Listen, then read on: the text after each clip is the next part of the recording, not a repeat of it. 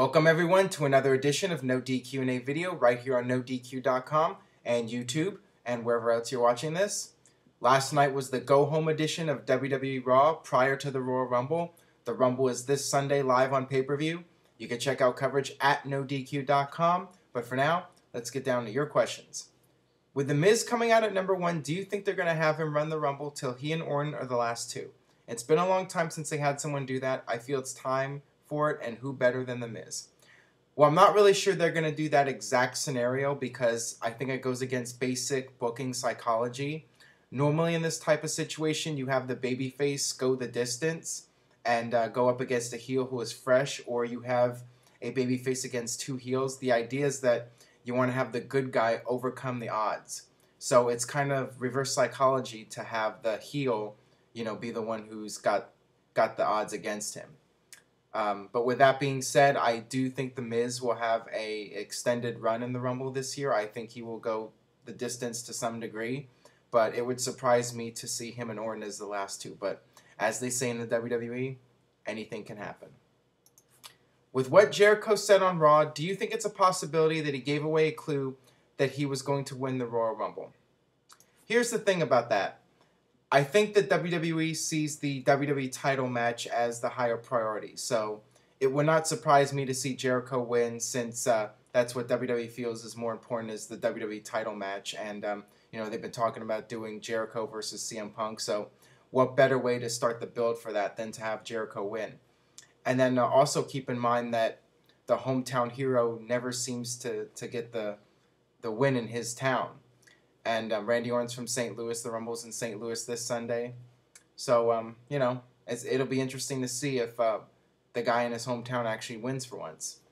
And also, I'm not even sure if WWE has a world title match set for WrestleMania, or they have an idea of where they're going to go for that. At the end of the day, I think it all depends on what Vince McMahon wants to do the day of the show. I mean, they change plans all the time, and I think when the day of the show comes along, it ultimately doesn't matter, because they already have their WWE title match, they already have their world title match, and really any guy can win. I mean, there's no storyline that has to dictate who wins the Rumble. What do you see guys like Sheamus, Wade Barrett, Kane, and Mark Henry doing at WrestleMania? Because of right now, there's no stories for them in matches at Mania. Obviously, the Money in the Bank ladder match is an option, but I would like to know your guess for them. I think I mentioned this before, like a lot of these mid-carders, I see them being in a multi-man match. And, I think the Money in the Bank match is coming back this year. That's what it appears to be happening. So, I could very well see Sheamus and Barrett and Kane and all those guys just being thrown in the Money in the Bank match. It's a good way to get a lot of those mid to upper card guys in a match without having to develop a storyline. And with WrestleMania, you already got limited time. You want to try to get as many people on the card as possible. So that's what I see them doing, and perhaps there'll be like a 6-man tag or something like that to get more guys in. So that's what I think will happen. AR, did WWE just pull the plug on Zack Ryder faster than a hospice nurse? Ooh. Sure, he's a major cornball and extra green, but he sells plenty of merch and the kids love him. Also, is that why Ryder did such a crappy job selling the FCA match on Raw? False count anywhere. That was a really bizarre segment. I'm not really sure what WWE is intending with this Zack Ryder broken back storyline. As we all know, a broken back does not heal in a couple of weeks. That's something that would sideline somebody for several months. So who knows what's going to happen next for Zack Ryder. I mean, I find it really interesting that this storyline happens right before the 50th episode of Z True Long Island Story. I don't know if that's the WWE writers' way of trying to screw with Zack Ryder again, but I mean, yeah, I didn't think the acting was particularly good, especially Eve. Just terrible, but we'll get to more of that in a minute. I really don't know. I'm really perplexed, and I don't know. Respond in video, please. Now that Zack Ryder has a broken back, do you think WWE will work on his character and get him to the next level?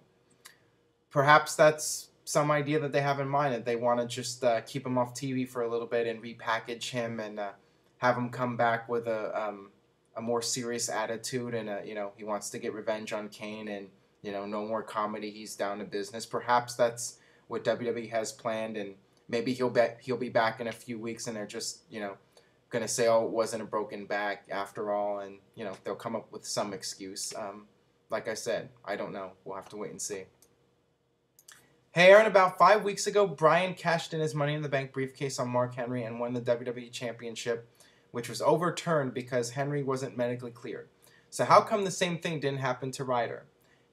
Because the WWE writers did not think about that when they came up with the idea. I mean, it's pretty sad to think about, but, you know, they don't really think long term. We've talked about this before. WWE does not do long term planning with storylines, and sometimes I'm not really sure if the left side knows what the right side is doing. So the guys on Raw are doing their own thing, and they're not really paying much attention to what's going on SmackDown.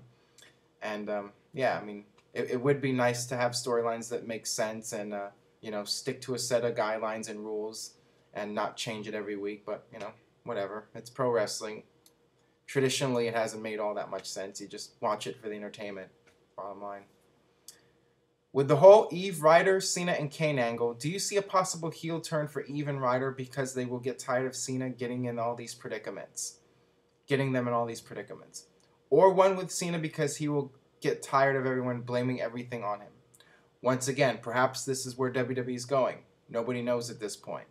But like I said, I think the acting was just terrible. If they're going to keep going with the storyline, just keep Eve out of it, please. I mean, I actually thought that Kane chokeslamming Ryder through the stage was a really cool visual and all, but when Eve was there, you know, with her over-the-top crying, and it just killed the whole thing for me.